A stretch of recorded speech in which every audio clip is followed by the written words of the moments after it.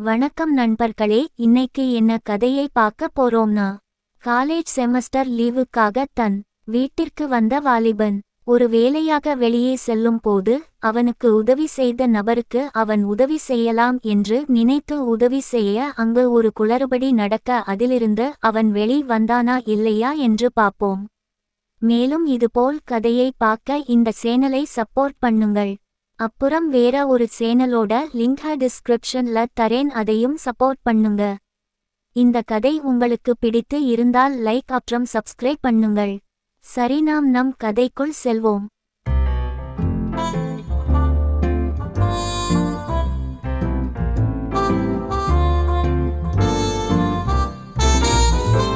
என் பெயர் முத்து.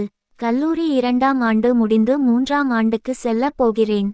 என் வீட்டுக்கு ஒரே பையன், நான் மட்டும்தான். அப்பா வெளி ஊரில் வேலை பார்க்கிறார். நான் செமஸ்டர் லீவுக்காக வீட்டுக்கு வந்தேன். லீவுக்கு வந்து அப்படியே 4-5 நாட்கள் ஓடிக்கொண்டு இருக்க, அன்று மாலை ஒரு 5 மணி அளவில் உச்சி வெயில் விலகி லேசான காற்று வீசிக்கொண்டு இருந்தது. அடே கும்பகர்ணா, போய் மாவு அரைச்சுட்டு வாடா, 3 நாளா சொல்லிட்டு இருக்கேன், கேக்குறானா பாரு, அம்மாவின் கத்தும் குரல். செமஸ்டர் லீவுல ஊருக்கு வந்தாலே இப்படித்தான் என்று எரிச்சலுடன் கூறினேன். ஊருக்கு போறப்ப பலகாரம் வேணும்னா போய் மாவு அரைச்சுட்டு வா, இல்லாட்டி மூடிட்டு வேலைய பார்த்துட்டு எங்கேயே கெட என்று கோபமாக சொல்லி விட்டு பாட்டி வீட்டிற்கு சென்று விட்டாள். பலகார ஆசையில் அரிசி வாளியை எடுத்து கொண்டு மாவு மில்லுக்கு நடையை கட்டினேன். மாவு மில்லில் பயங்கர கூட்டமும் மாவு இயந்திரத்தின் சத்தமும் அரிசி சோம்பு மிளகாய் பொடிகளின் நெடியும் உள்ளே நுழைந்தவுடனேயே தலைவலியை உண்டாக்கின. என்னப்பா கொண்டு வந்திருக்க என்று வினவினார் கடைக்காரர். 5 கிலோ அரிசினா சீக்கிரம் போட்டு தரீங்களா? தம்பி, கூட்டத்தை பார்த்தல, 1 மணி நேரமாது ஆகும்பா. சரிண்ணா, வெளியே உட்கார்ந்து இருக்கேன் என்று கூறிவிட்டு வரிசையில் வைக்கப்பட்டிருந்த வாளிகளின் பின்னால் எங்கள் வீட்டு வாளியை வைத்தேன். எவ்வளோ பெரிய வரிசை என்று எண்ணிக்கொண்டேன்.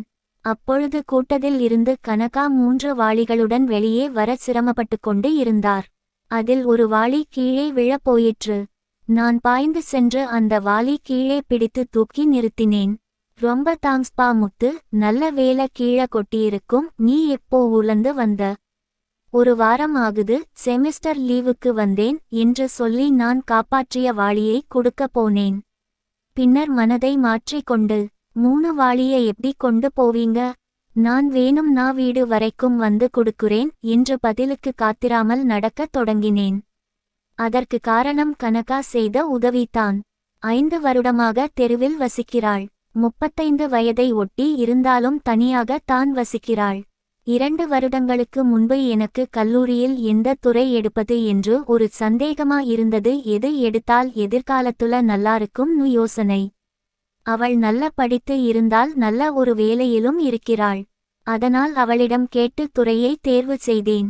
அந்த உதவிக்காக தான் நான் வீட்டுக்கு வரும் போதெல்லாம் என்னால முடிஞ்ச உதவியை பண்ணுவேன். பேசிக்கொண்டே அவள் வீட்டிற்கு வந்து விட்டோம். அவளுடையது மாடி போர்ஷன். படிகள் ஏறி சென்றேன். அவள் சாவி எடுப்பதற்காக அனைத்து வாளிகளையும் என் கையில் கொடுத்து விட்டாள். பின் தன் விட்டு சாவியை எடுத்து வீட்டை திறந்தாள். உள்ள வாப்பா என்று சொல்லி ஃபேனை போட்டு சமையலறைக்குள் புகுந்தாள். உள்ளே சென்று ஹாலில் வாளிகளை வைத்துவிட்டு நான் போயிடுவரேன் என்று சொல்வதற்குள், கொஞ்சம் இருப்பா, ஜூஸ் குடிச்சுட்டு போ. சோஃபாவில் உட்கார்ந்து கொண்டு சமையலறையை பார்த்தேன். எனக்கு அவள் லெமன் ஜூஸ் கொண்டு வந்து கொடுத்தாள். ஜூஸை வாங்கி விட்டு முன்னால் உட்கார்ந்து டிவியை ஆன் செய்து கனகா வந்து அமர்ந்தாள். பிறகு ஜூஸை ஒரே லபக்கில் குடித்துவிட்டு நான் அப்போ கிளம்புறேன் என்று சொல்லி கிளம்பத் தொடங்கினேன். ஏன்பா உடனே போற? மூஞ்சில வேர்வ கூட அப்படியே இருக்கு பாரு, கொஞ்சம் ஃபேனுக்கு கீழே உக்காந்துட்டு போக வேண்டியது தானே என்றாள். பரவால, வெளியே போனா திரும்ப வேர்த்தரும் என்று சொல்லி வேகமாக வெளியே செல்ல ஆயத்தமானேன். பின் எதேச்சையாக பார்த்தப்ப, இந்த வாளிகள கிச்சன்ல வெச்சுரட்டுமா என்று கேட்டுவிட்டு சமையலறையை நோக்கி நடந்தேன். பரவாலப்பா, நான் வெச்சுக்குறேன் என்று சொல்வதை கேளாமல் சென்று வைத்தேன். மேலே உள்ள அலமாரியில் வைக்க வாளியை தூக்கினேன். பின் வைக்கும் பொழுது கை தவறி என் சிரத்தில் பட்டு அரிசி மாவு அனைத்தும் என் மேலேயே விழுந்தது. உடனே சமையலறைக்குள் ஓடி வந்தாள் கனகா. ரொம்ப சாரி என்று நான் சொல்வதற்குள், ரொம்ப சாரிப்பா முத்து, மாவு சூடு குறையட்டும்னு நான் தான் மூடிய திறந்து வெச்சேன் உள்ள வந்த உடனே. நீ மேல் ஷெல்ஃப்ல வைக்க போனதால தவறி விழுந்திருக்கும் என்று சொல்லி என் முகத்தை துடைக்கத் தொடங்கினாள். இந்த கோலத்துல போனேன்னா எங்க அம்மா என்னைய திட்டியே தீத்துரும் என்று பாவமாக சொன்னேன். சாரிப்பா, உன்னைய யாரு வாளிய கொண்டு போக சொன்னா? நான் வெச்சுக்க மாட்டேனா? சரி விடுப்பா, உன்னைய பார்த்தா பாவமாவும் இருக்கு சிரிப்பாவும் இருக்கு என்று சொல்லி மாவால் அபிஷேகம் செய்திருக்கும் என் மூஞ்சியை பார்த்து லேசாக சிரித்தாள். நான் கோபமாக மூஞ்சியை வைத்து கொண்டு மீண்டும் இந்த கோலத்துல போனேன்னா எங்க அம்மா என்னைய கண்டிப்பா திட்டும் என்று கவலையுடன் கூறினேன். கவலைப்படாதப்பா, தொடச்சி விடுறேன் இரு என்றாள். 2-3 நிமிடம் மாவை முகத்திலிருந்து தட்டி விட்டுக்கொண்டு இருந்தாள். இப்படியே பண்ணா 4 நாள் ஆகும் போல. நீ பாத்ரூம்ல போய் மூஞ்சிய கழுவு என்றாள். பின்பு 2 நிமிடம் முகம் கழுவிய பின் வெளியே வந்தேன். கனகா வந்து பார்த்துவிட்டு, என்ன முத்து, முடி சட்ட பேண்ட்ல எல்லாம் அப்படியே இருக்கே, முகம் கழுவுனா கூட போகாது போல. பேசாம நீ குளிச்சுரு, அதுக்குள்ள உன் சட்ட பேண்ட்ல நான் வாக்யூம் கிளீனர்ல மாவை பூரா எடுக்க முடியுதா பாக்றேன். அவள் சொன்னது போல் செஞ்சா தான் மாவுலாம் போகும் போல என்று நினைத்தேன். சரிப்பா, குளிச்சிட்டு வந்துரு, நான் சட்ட பேண்டா சுத்தம் பண்ண பாக்றேன் என்று கிளம்பி விட்டாள். நான் குளித்து விட்டு வந்தேன். அவள் என் தலையை பார்த்து விட்டு, தலையில அப்படியே மாவு இருக்கே இன்னமும், என்னத்த குளிச்ச நீ? நான் தலைக்கு பின்னாடி எவ்வளோ தேய்ச்சாலும் போக மாட்டேங்குது, விடுங்க நான் சமாளித்துக் கொள்கிறேன் என்று கூறினேன். சரி சரி திரும்பி நில்லு என்று சொல்லி விட்டு லேசான வேகத்தால் தன் வலது கையால் என் பின் தலையிலும் பின் ஷோல்டர்லையும் ஒரு அரை அரைந்தால் ஒட்டியிருந்த மாவு சற்று பறந்தது. இங்க எட்டிட்டா வந்துச்சு மாவு என்று சொல்லி சிரித்தாள். நானும் சிரித்து கொண்டிருந்தேன். நான் உங்களுக்கு ஹெல்ப் பண்றேன்னு வந்து சிரமம் தான் தரேன்ல, என்ன மன்னிச்சிடுங்க என்று கூறினேன். அதுல ஒன்னும் இல்ல, நான் எதுவும் நினைக்கல, கோபமாவும் இல்லை என்றாள் கனகா. நான் ஒன்னு கேட்டா தப்பா நினைக்க மாட்டீங்களே என்று சொல்லி பின் உடனே, உங்களுக்கு கல்யாணம் ஆயிருச்சா? 5 வருஷமா தனியாவா இங்க இருக்கீங்க என்று கேட்டேன். அமைதியாக நின்றாள். தப்பா கேட்டிருந்தா சாரி என்று சொல்லி திரும்ப முயன்றேன். இல்லப்பா, எனக்கு 9 வருஷம் முன்னாடி கல்யாணம் ஆச்சு. ஆனா அவன் சரியான சந்தேக பேர்வழி. 1 வருஷத்துக்குள்ளேயே அவன் கூட இருக்க முடியாதுன்னு முடிவு பண்ணி டைவோர்ஸ் வாங்கிட்டேன். அப்புறம் அம்மா தவறினதுக்கு அடுத்து அந்த ஏரியால இருக்க பிடிக்காம இங்க வந்துட்டேன்.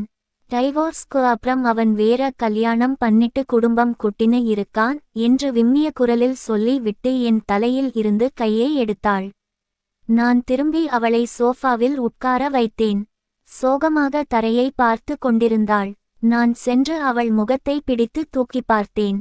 சிறு கண்ணீர் துளிகள். அதை துடைத்தேன். பின் கவலைப்படாதீங்க என்று கூறினேன்.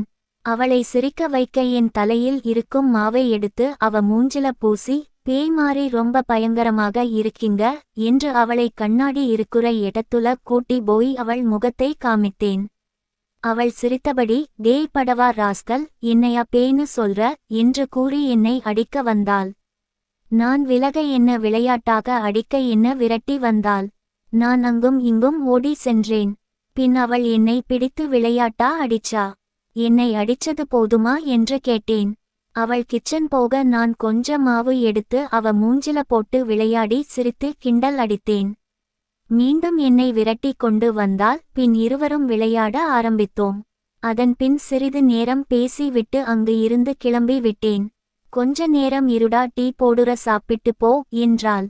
இல்ல, மாவு அரைக்க சொல்லி இருக்கேன், வீட்ல வேற குடுக்கணும், நான் நாளைக்கு வரேன என்று கூறி கிளம்பினேன். என் அம்மா பாட்டி வீட்டுக்கு சென்றதால் நான் அங்க போய் சாப்பிட்டு பேசி விளையாடி என் நேரத்தை செலவிட்டேன்.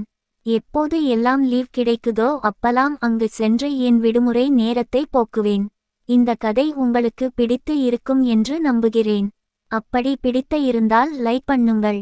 மேலும் இந்த சேனலை சப்போர்ட் செய்யுங்கள். நன்றி.